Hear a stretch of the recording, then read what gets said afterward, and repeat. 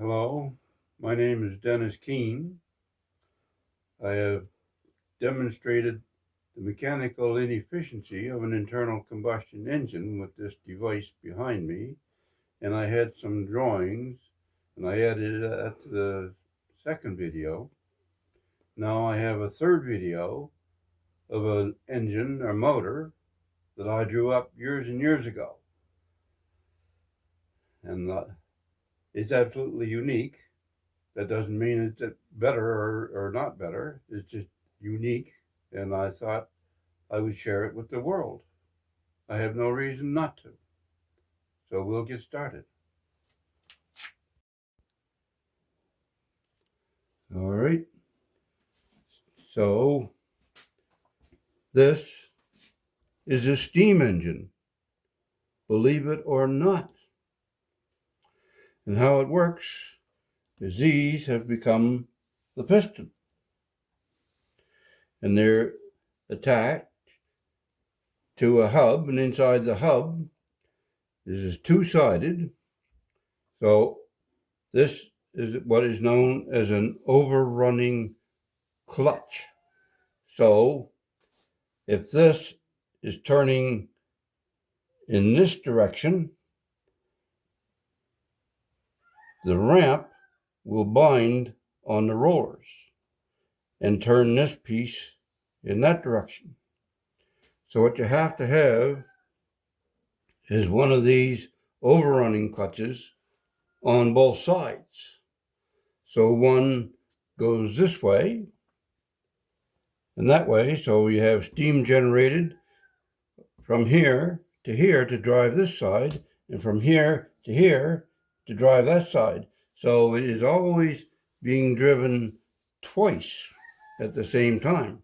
This end is being driven while that end is being driven, and this end is being driven while that end is being driven by steam. And what this outside is, it's like a clam. So you have two pieces, and it goes right around like a wheel, and it clamps the piston inside there.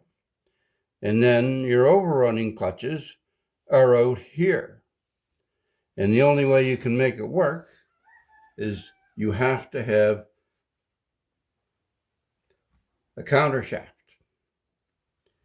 Now, this might not seem like very much, but if you increase the scale of this thing to where the diameter from the middle of your pistons is 10 feet, and the diameter of the piston is 12 inches, and with 30 pounds, as little as 30 pounds of steam pressure, if you have four of these units, one behind each other, the four of these units, this will be 12 inches, 12 inches. So this is always, and the way you find out the area of that piston, if it's 12 inches in diameter,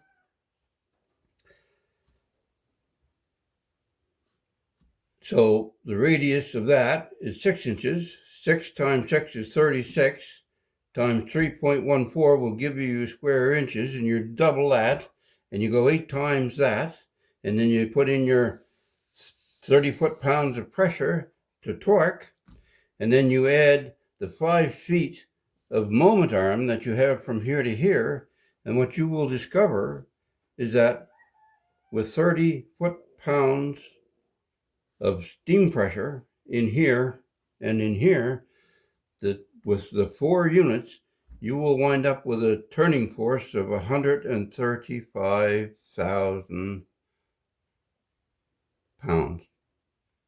foot-pounds of turning force, torque. And who knows, maybe nobody in the world will ever want to even put this in a CAD system and draw it up properly. But the only redeeming feature that it has is the amount of intense power that it'll output. So if you go from 30 to 60 pounds, that 136 will double. And if you go from 30 to 120 pounds, that'll quadruple. And now you've got over 500,000 foot-pounds of torque generated by this system. So nobody who knows anything about engines should be saying it's ridiculous, because nothing makes power like this thing. Nothing in the world. So my name is Dennis Keene, and my email address is denniskeen@ns.simpatico.ca, all lowercase letters. And thank you very much.